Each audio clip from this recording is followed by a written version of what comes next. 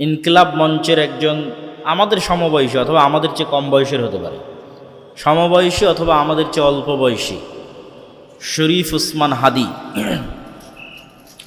আমার সাথে সরাসরি কখনো দেখা হয়নি, তবে আমি দুই একটা বক্তব্য শুনেছি এবং তার বক্তব্য থেকে মনে হয়েছে মানুষের অন্তরের খবর তো আল্লাহ জানে, একমাত্র আল্লাহই হচ্ছে আলিমুম বিজাতিস সুদূর।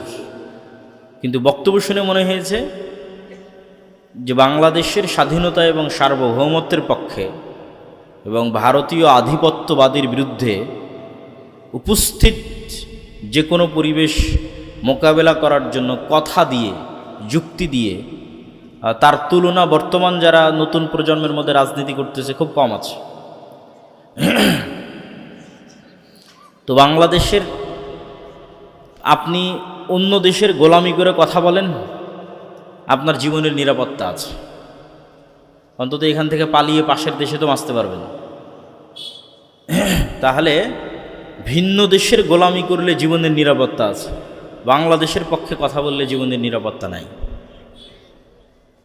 বাংলাদেশের স্বাধীনতা এবং সার্বভৌমত্বের পক্ষে দাঁড়ালে আপনার জীবনের নিরাপত্তা নাই। এটাই প্রমাণ করে যে বাংলাদেশের স্বাধীনতার মূল্য কি আর বাংলাদেশের পক্ষে কথা বলার মূল্য কি আর একটা মুসলমানের জীবনের মূল্য কি।